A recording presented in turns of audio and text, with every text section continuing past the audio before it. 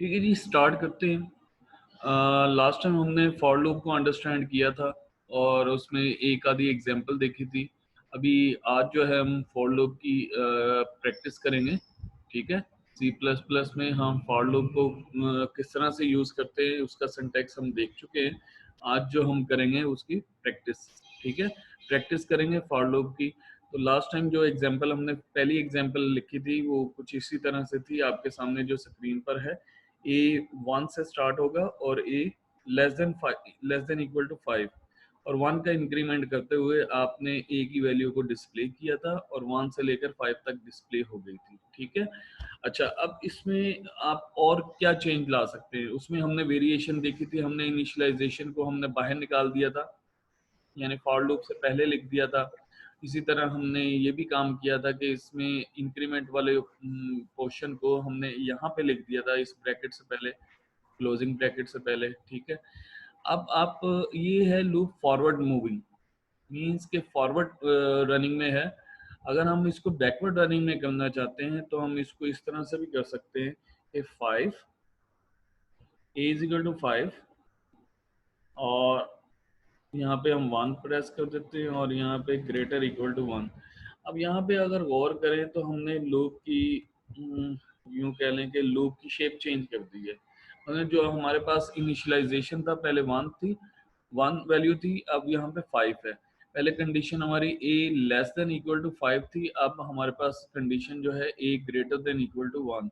और जैसे हमने इंक्रीमेंट किया था, मतलब a प्लस प्लस लिखा था, अब हमारे पास a माइनस माइनस है, डिक्रीमेंट है। तो आप बता सकते हैं इस प्रोग्राम का आउटपुट क्या होगा? इस प्रोग्राम का आउटपुट आप बता सकते हैं?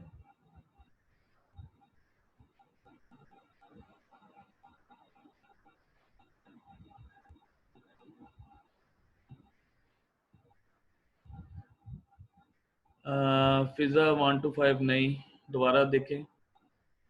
5 to 1, अब्दुल्ला बिल्कुल ठीक है जी, 5 to 1, क्योंकि हमारा जो स्टार्टिंग पॉइंट है 5 है और एंडिंग पॉइंट हमारा 1 है, यानी 5 से हमने स्टार्ट लेना है और 1 की तरफ मूव करना है, 1 का डिक्रीमेंट करते हुए। ठीक है, तो हमारा इसका जो आउटपुट आएगा 5 से लेकर 1 तक आएगा। हम इसको आउटपुट में भी देख लेते हैं। कंपाइल कर लिया, कंपाइल होने के बाद एग्जीक्यूट करने के लिए हम F10। यहाँ पे देखें आपके पास जो आउटपुट आया है, अगर मैं आउटपुट स्क्रीन को साथ ही शो कर दूं, ये देखें जी आपके पास आउटपुट स्क्रीन नजर आ रही है। उधर 5 to 1 आपके पास आंसर जनरेट हो गया है। क्लियर? वापस स्क्रीन की तरफ जाते हैं। अच्छा जी, अब आपके पास ये आपको आइडिया हो गया है कि आप इसको फॉरवर्ड या बैकवर्ड दोनों तरह से आप लूप को एग्जीक्यूट कर सकते हैं। ठीक है, डिपेंडिंग ऑन योर लॉजिक या depending on your problem statement आप इसको किसी भी तरीके से यूज कर सकते हैं। क्लियर? अभी नेक्स्ट जो है, नेक्स्ट एक प्रोग्राम मैं बना रहा हूँ जिसमें इवन नंबर को हम जनरेट करेंगे using for loop. For loop का यूज करते हुए हम इवन नंबर जनरेट करेंगे। तो यहाँ पे हमारे पास एक तरीका का तो ये है कि आपने एक वेरिएबल डिक्लेयर किया, उसके बाद आपने फॉर लूप मेंशन किया, फॉर लूप के अंदर आई इज इक्वल टू, यहाँ तो फिर आप 0 से स्टार्ट करें। ठीक है, और आई लेस देन इक्वल टू कितने नंबर जनरेट करने, ये आप पर डिपेंड करता है। आप 50 तक जनरेट करना चाहते हैं 50 कर लें। उसके बाद आई, और यहाँ पे आपके पास, क्योंकि आपके पास 0 से अगर आप स्टार्ट करते हैं तो यहाँ पे मैं एक और स्टेप लिख देता हूँ, आई प्लस 2, 2 का इंक्रीमेंट, यानी पहले 0 प्रिंट हो, फिर 2 प्रिंट हो, फिर 4, फिर 6, फिर 8, इस तरह से आपके पास इवन नंबर्स में आपके पास वैल्यू जनरेट हो जाए।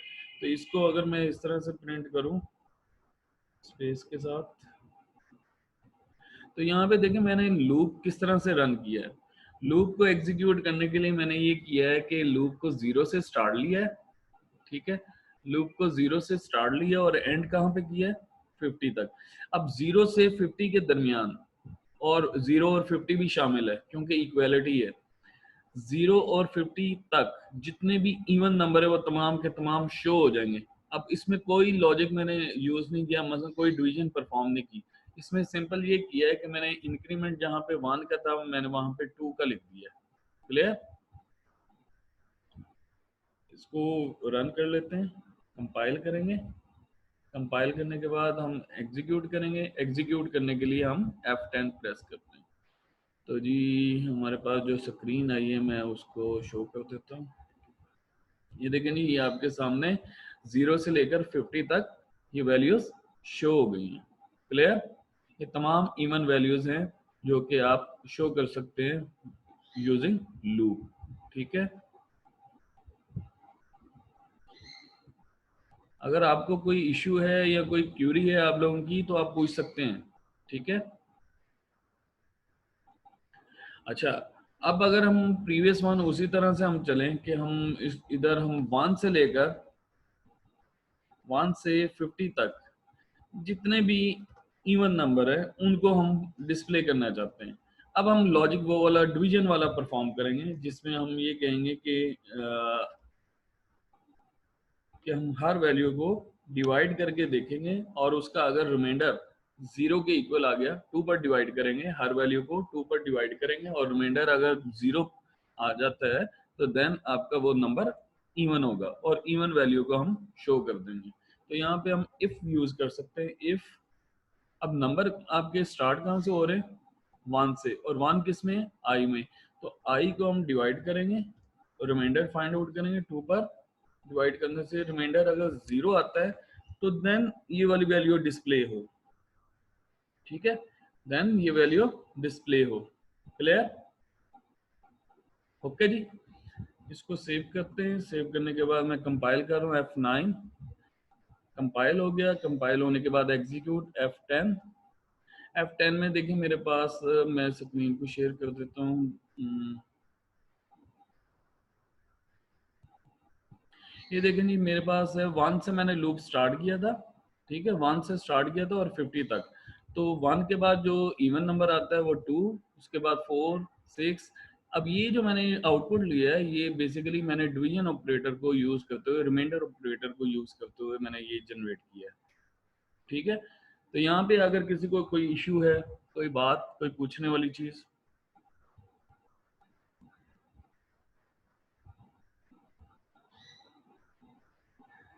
किसी ने कुछ पूछना है? क्वेश्चन है किसी का?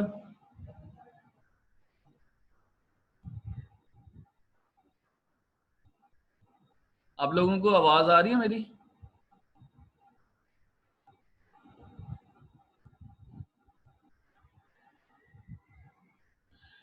ये देखें जब आपका 1 था, आपकी वैल्यू इनिशियली 1 था। यहाँ पे फौजिया ने क्वेश्चन ये किया था कि हमेशा रिमाइंडर 0 के इक्वल कैसे होगा।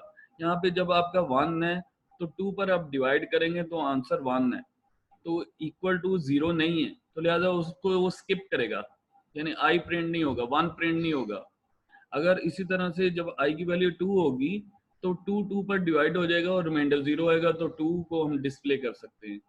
फिर उसके बाद आई की वैल्यू 3 होगी, 3 जो है डिवाइड होगा 2 पर और उसका रिमाइंडर आएगा 1। ठीक है? 2 1 द 2 और 1 रिमाइंडर आएगा, और इस तरह से आपके पास जो रिमाइंडर 1 आया तो वो मैच नहीं किया 0 से, तो लिहाजा वो 3 स्किप हो जाएगा, मसलन 3 प्रिंट नहीं होगा। क्लियर?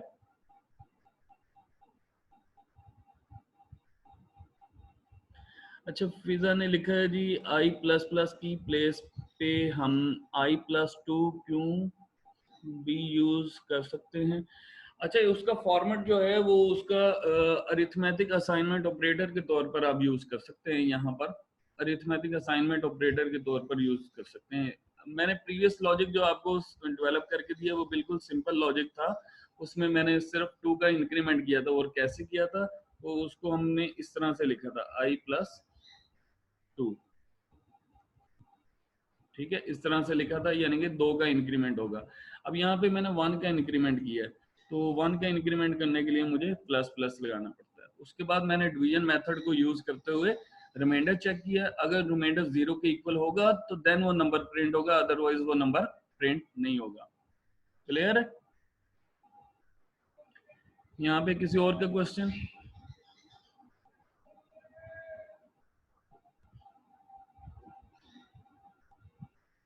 किसी और ने पूछना है कुछ? अच्छा, यहाँ पे एक और चीज है कि हम यहाँ पे एक और चीज हम ये भी परफॉर्म कर सकते हैं कि हम काउंट कर सकते हैं, यानी ये आप दो वैल्यू के दरमियान भी इवन ऑड वगैरह चेक कर सकते हैं। मतलब अगर आपने इसी को, अगर 1 से 50 तक आपने ऑड नंबर को वेरीफाई करना है या ऑड चेक करना है, तो आप यहाँ पे क्या लिख देंगे, 0 लिखा है, इज इक्वल टू 0 लिखा है, यहाँ पे नॉट इक्वल टू 0 लिख दिया। सिंपल, मैंने लॉजिक में चेंज क्या किया है, एक असाइनमेंट ऑपरेटर यानी इक्वल को नॉट इक्वल कर दिया है, बाकी लॉजिक वही है। अब ये इवन नहीं रहेगा, ये ऑड वाला बन जाएगा, ठीक है, ऑड में चला जाएगा। तो ऑड नंबर जनरेटिंग हो जाएगी, और उसके बाद हम कंपाइल करेंगे, सेव, कंपाइल। अब ये ऑड नंबर के लिए इसको एग्जीक्यूट करने के लिए हमने रन किया है, तो हमारे पास स्क्रीन पे देखें आउटपुट क्या जनरेट हो रही है। लेकिन ये आउटपुट क्या है,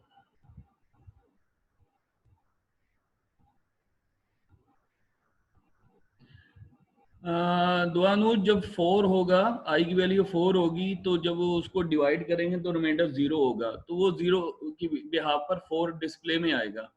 4 इवन नंबर है ना, तो 4 डिस्प्ले हो जाएगा। अभी जो मैंने कोड लिखा था, वो कोड मैंने चेंज कर दिया ऑड नंबर्स के लिए। जस्ट मैंने क्या किया है कि इक्वल टू 0 करने के बजाय मैंने नॉट इक्वल टू 0 कर दिया, तो यहाँ पे सारे ऑड नंबर प्रिंट हो गए हैं, ठीक है, तमाम ऑड नंबर प्रिंट हो चुके हैं। तो अब वापस कोडिंग की तरफ जाता हूँ, अगर किसी का क्वेश्चन है तो पूछ सकता है।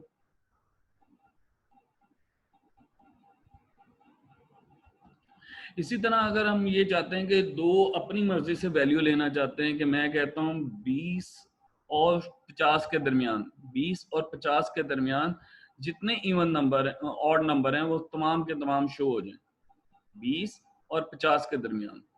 तो मैंने स्टार्टिंग वैल्यू क्या लिख दी है, 20, और एंडिंग वैल्यू मैंने लिख दी है 50। हाँ जी, कुछ पूछना है किसी ने?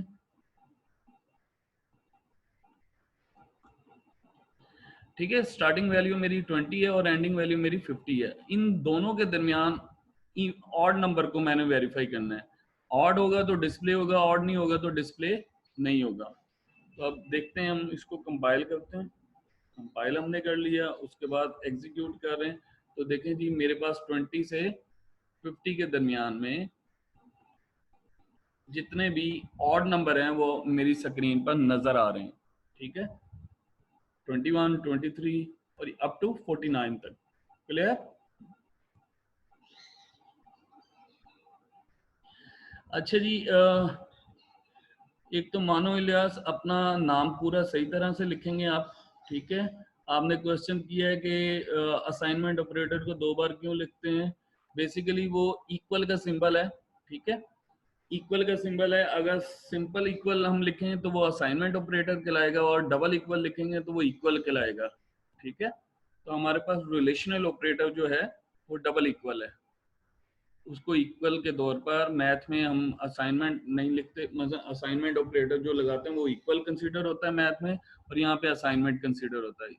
सी लैंग्वेज में डबल इक्वल लिखने से, डबल इक्वल का सिंबल लिखने से वो इक्वल कंसीडर होगा, रिलेशनल ऑपरेटर, ठीक है।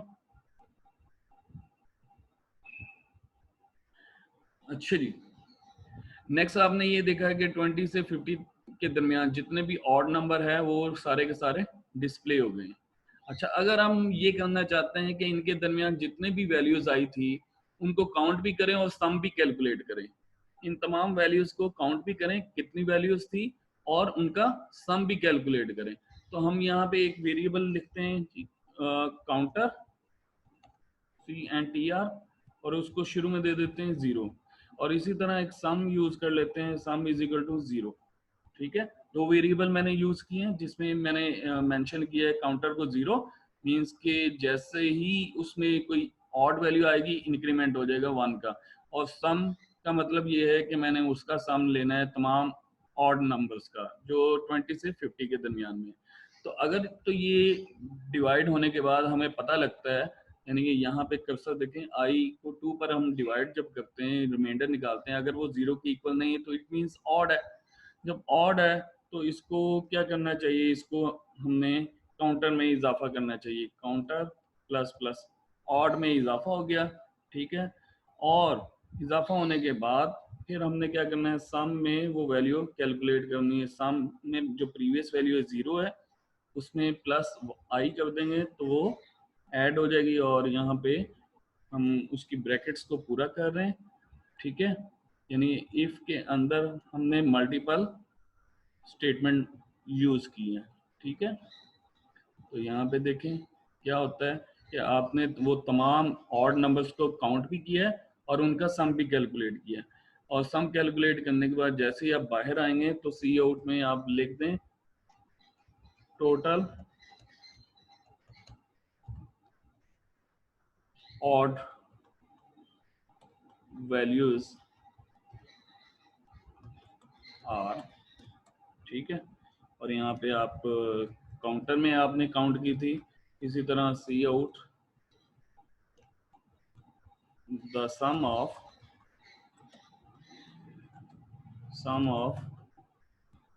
ऑल ऑड वैल्यूज आर, ठीक है। यहाँ पे सम लिख देंगे, सम में हम कैलकुलेट कर चुके हैं, और यहाँ पे हम न्यू लाइन, ठीक है जी। इसको सेव करेंगे और उसके बाद कंपाइल करेंगे। अब्दुल्ला आपने क्या क्वेश्चन किया सर, अगर हम एल्स भी यूज करना करें तो क्या ऑड और इवन दोनों प्रिंट हो सकते हैं? बिल्कुल हो सकते हैं, बिल्कुल आप कर सकते हैं। इफ एल्स दोनों आप यूज कर सकते हैं, आपके अपनी अपनी मर्जी है आपकी, ठीक है। आपके लॉजिक पर डिपेंड करता है कि आप उसको किस तरह से यूटिलाइज करते हैं। क्लियर? मैं यहाँ पे इस प्रोग्राम में मैंने सम भी कैलकुलेट करना है और सारी टोटल काउंट भी करने हैं कि कितने ऑड वैल्यूज हैं 20 से लेकर 50 के दरमियान, ठीक है। ऑड वैल्यूज को हम जनरेट कर रहे हैं। अच्छा जी, कंपाइल कर लिया। कंपाइल करने के बाद हम एग्जीक्यूट करेंगे। एग्जीक्यूट करने के बाद हमारे पास जो स्क्रीन आई है मैं वो शो कर देता हूँ। यहाँ पे गौर करें कि 21 से लेकर 49 तक वैल्यूज प्रिंट हुई, और जितनी ये वैल्यूज हैं वो काउंट करके यहाँ पे उसने बता दिया total value odd values are 15, मतलब 15 वैल्यूज हैं जो कि आपके 20 से 50 के दरमियान में है ऑड वैल्यूज, और उन तमाम का जो सम है वो 525 है। अगर आप इन सब को कैलकुलेट करें, सम करें इनका, तो 525 आंसर आएगा, ठीक है। मैं इस स्क्रीन को दोबारा वापस कोडिंग की तरफ आता हूँ। तो यहाँ पे मैं ये करता हूँ कि एक न्यू लाइन कर देता हूँ, बैकस्लैश। क्लियर? इसी तरह अगर मैं यहाँ पे इक्वल कर देता हूँ तो वो ऑड में चला जाएगा, इक्वल डबल इक्वल कर देता हूँ तो वो ऑड इवन में चला जाएगा, और यहाँ पे मैं वैल्यू इवन लिख देता हूँ, इवन, और यहाँ पे भी इवन। क्लियर? इसको मैं सेव कर रहा हूँ, एग्जीक्यूट कंपाइल करते हैं, रन करते हैं, तो यहाँ पे देखें मेरे पास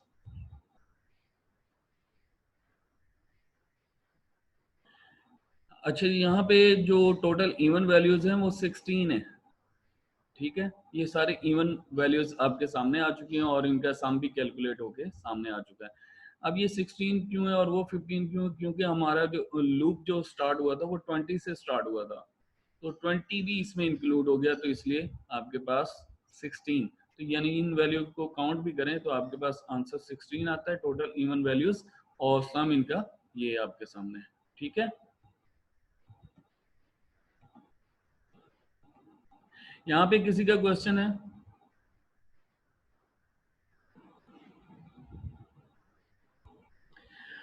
मनाहर डबल इक्वल, क्योंकि बेसिकली मैंने यहाँ पे 0 लिखा हुआ है, यहाँ पे 0 लिखा हुआ है, तो 0 की वजह से इक्वालिटी चेक होनी है 0 के साथ। रिमाइंडर 0 उसी वक्त आएगा जब इवन नंबर होगा।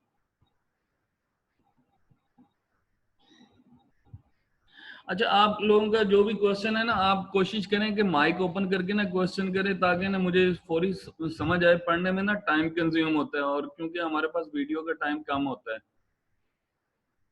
ठीक है, आपको अगर कोई क्वेश्चन है तो आप अपना माइक ओपन करके क्वेश्चन पूछ सकते हैं। अच्छा, मैं नेक्स्ट प्रोग्राम की तरफ मूव करने वाला हूँ। अगर अभी यहाँ पे कोई क्वेश्चन है तो पूछ लें जल्दी से। सर जो हमने दोनों सी आउट करवाए हैं, एक वक्त में एक बंदा बोलेगा। हाँ जी, बोलें। तैयब बोलें, अब्दुल्ला तैयब। सर जो हमने सी आउट करवाए हैं दोनों, क्या ये फॉर लूप की बॉडी के अंदर भी करवा सकते हैं? अगर फॉर लूप की बॉडी के अंदर लिखेंगे ना, तो ये हर बार रिपीट होंगे। आपको पता है, ये एक ही बार आपको चाहिए वैल्यू। यहाँ पे देखें, अगर मैं इसको इन दोनों को, आप ये कह रहे हैं कि इन दोनों को फॉर लूप के अंदर लिख दें, ऐसे ना, तो ये क्या होगा कि हर बार रिपीट होंगे। हर बार लूप 30 टाइम्स अगर लूप चलता है, तो लूप 30 टाइम्स इन स्टेटमेंट को भी एग्जीक्यूट करेगा। यहाँ पे देखें, एग्जीक्यूट किया मैंने। स्क्रीन को मैं शेयर करता हूँ, ये स्क्रीन मेरे सामने है। यहाँ पे देखें, ये हर बार रिपीट कर रहा है उन वैल्यूज को, और आपका आंसर सही नहीं आएगा। ठीक है, क्लियर? जी जी सर, जो हमने ये काउंटर को जीरो के इक्वल रखा है, अगर जीरो के इक्वल ना रखे तो क्या वैल्यू पे इफेक्ट होगा इसका? असल में जीरो रखने का मतलब ये है कि उसमें गार्बेज वैल्यू होती है। जब आप एक वेरिएबल डिक्लेयर करते हैं ना, तो उसमें बाय डिफॉल्ट मेमोरी जब एलोकेट होती है, उसमें कोई वैल्यू पड़ी होती है, तो उसको हम गार्बेज वैल्यू कहते हैं। तो उसका हमें आइडिया नहीं होता, लिहाजा उसमें कोई भी वैल्यू हो सकती है, इसलिए हम उसको शुरू में ही जीरो कर देते हैं। यानी काउंटर, जस्ट लाइक आप तस्वीर नहीं करते, एक वो डिवाइस मिलती है हाथ में, आप उंगलियों में रखते हुए आप प्रेस करते हैं, उसको रीसेट कर देते हैं, जीरो कर देते हैं। फिर आप प्रेस करते जाते हैं, उसमें 1 के इंक्रीमेंट होता जाता है। ठीक है, थैंक यू सर। और किसने पूछना था? जल्दी से पूछें।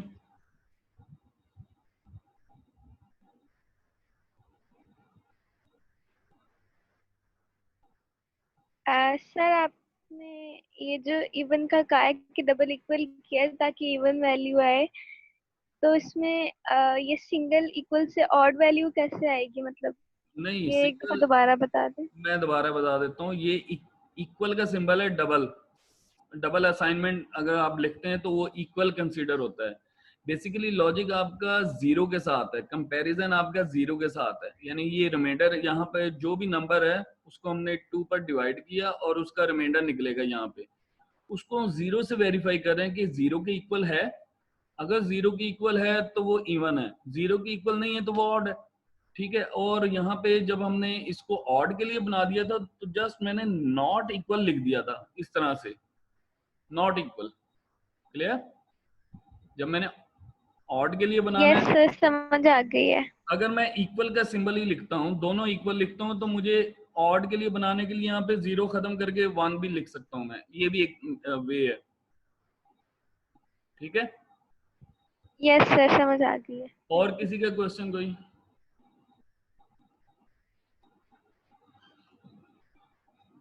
चलें जी, हम नेक्स्ट मूव करते हैं। नेक्स्ट हम फॉर लूप को यूज करते हुए हम तमाम कैपिटल लेटर्स या लोअर केस लेटर या अपर केस लेटर भी प्रिंट कर सकते हैं।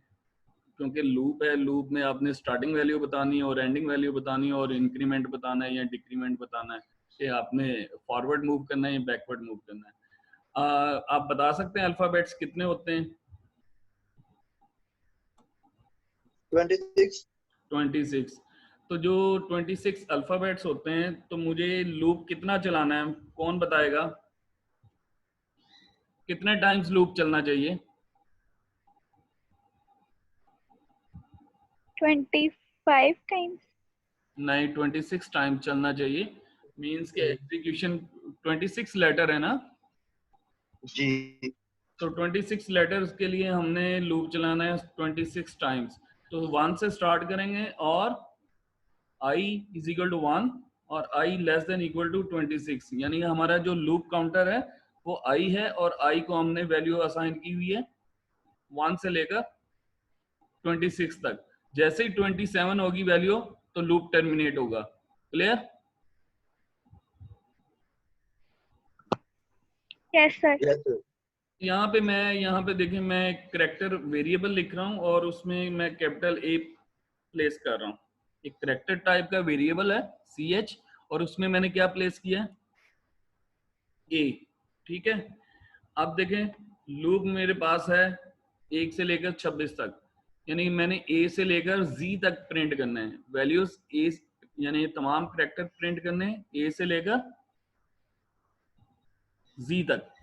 और आपको मैंने बताया था, क्लास में बताया था आस्की कोड्स के बारे में। कोई बता सकता है ASCII code A capital A का क्या है?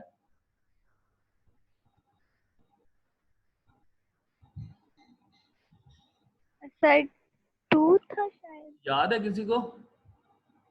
65 होता है। 65 आस्की कोड है कैपिटल ए का और 97 आस्की कोड है स्मॉल ए का।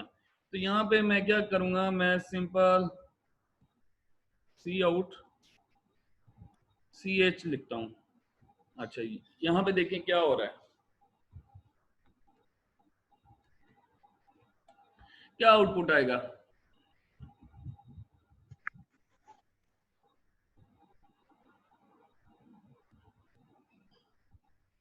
आउटपुट जनरेट क्या होगा? सर सारे कैपिटल कैरेक्टर्स आएंगे। कौन कौन से? ए से लेकर नहीं, ए से लेकर 26 लेटर है ना, अल्फाबेट्स 26 होते हैं ना।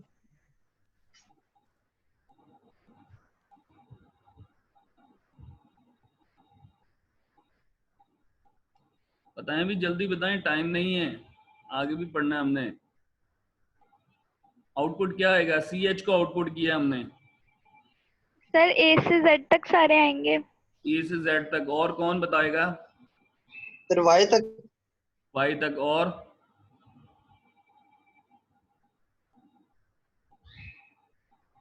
सी एच में क्या है?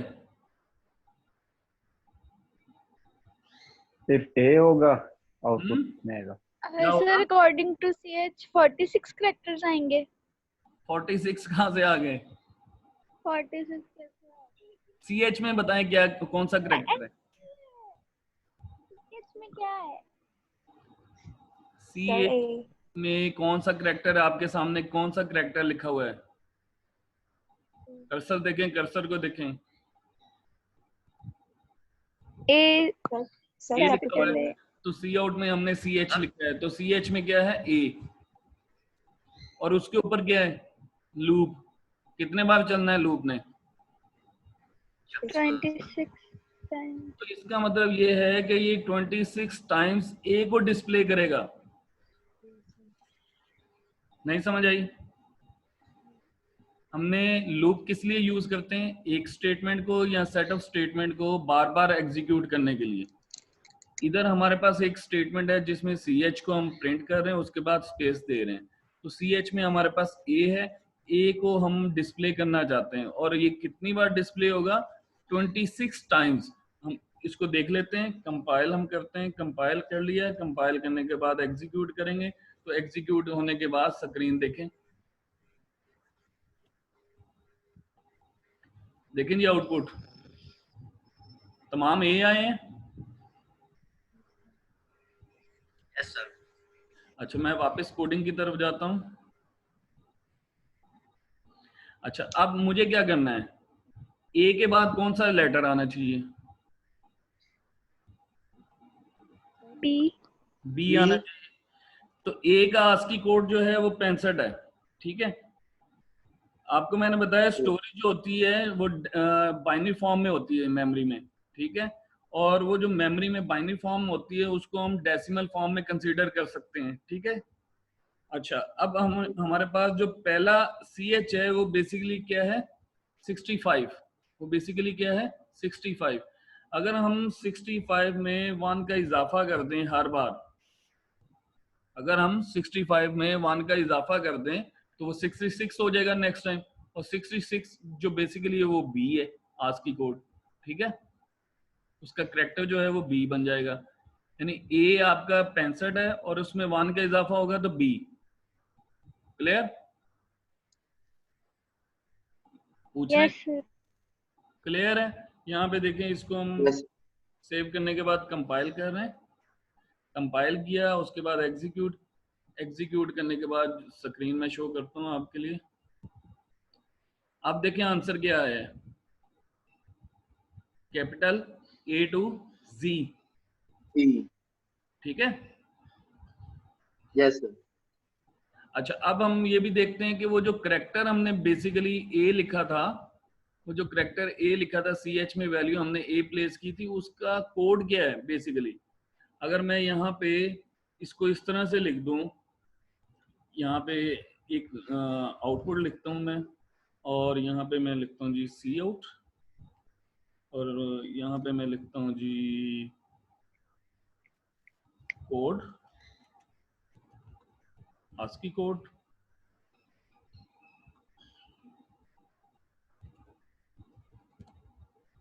और फिर मैं टैब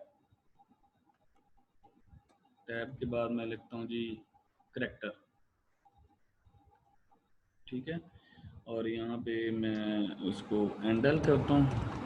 अब ज़रा देखिएगा, टाइम मेरे पास 5 मिनट है वीडियो बंद होने में, और यहाँ पे मैं इसको इस तरह से कर लेता हूँ।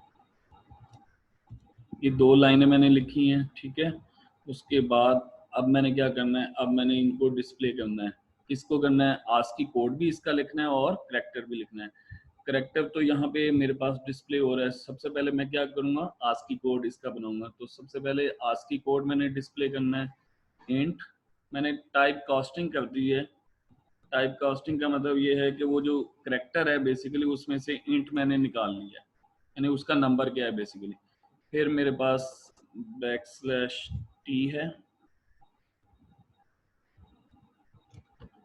और उसके बाद अब मेरे पास वही ch है, ठीक है, और उसके बाद न्यू लाइन। क्लियर? यहाँ पे किसी ने कुछ पूछना है या आउटपुट देखने के बाद पूछना है? आउटपुट देखने के बाद पूछेंगे सर। चलें जी, इसको मैं कंपाइल कर रहा हूँ। कंपाइल करने के बाद देखते हैं कोई एरर तो नहीं, कोई एरर नहीं है। इसको एग्जीक्यूट करने के लिए F10 प्रेस कर रहा हूँ। F10 प्रेस मैंने किया, उसके बाद जो स्क्रीन आई है वो मैं आपको शो करता हूँ। अब यहाँ पे देखें, ये मैंने लिखा था आस्की कोड और ये करेक्टर, यानी ये थोड़ा सा आगे मूव कर गया है, ठीक है। और यहाँ पे देखें, जो पहला नंबर आया आस्की कोड आया 65 और इसका करेक्टर क्या आया, ए। इसी तरह 66 करेक्टर बी, 67 करेक्टर सी, और इस तरह से आपके पास कोड 65 से लेकर 90 तक जी बनता है, ठीक है। अगर मैं इसको कोडिंग विंडो में जाकर इसको मैं चेंज करूं, थोड़ा सा नेक्स्ट मूव करूं, एक और टैब, बल्कि 2 टैब कर देता हूं। आप जरा देखें,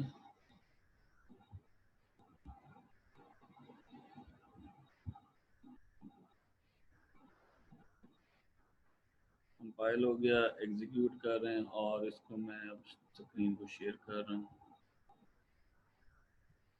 आप देखें स्क्रीन को, अब उसके मुताबिक कॉलम के मुताबिक एडजस्टमेंट हो गई है, ठीक है। आस्की कोड भी आ गए और आस्की करेक्टर भी आ गए, ठीक है।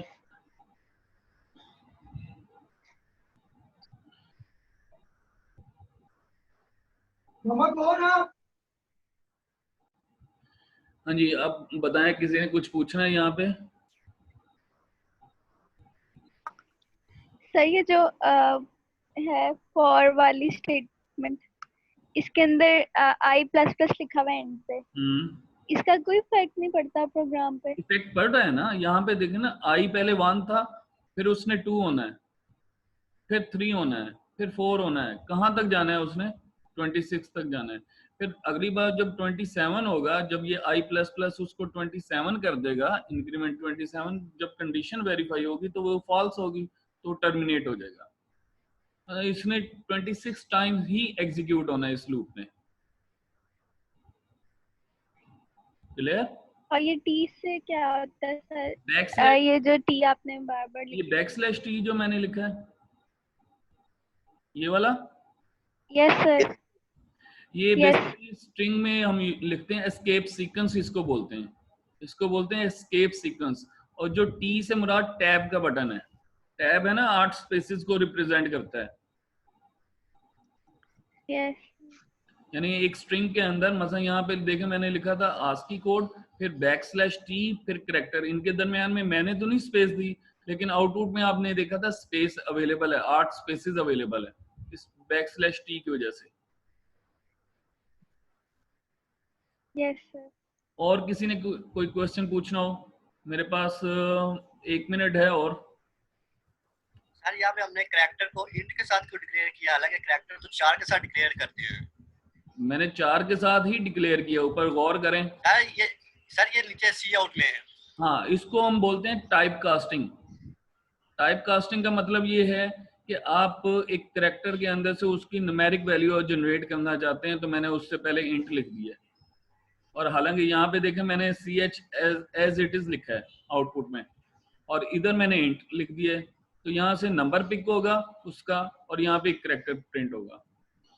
इसको हम बोलते हैं टाइप कास्टिंग। टाइप की कन्वर्जन हो जाती है, मतलब करैक्टर से इंट में चला गया ये यहाँ पे डिस्प्ले में। और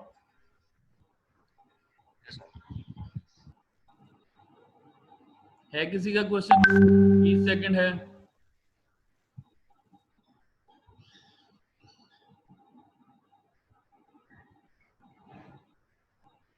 हाँ जी, कोई क्वेश्चन नहीं?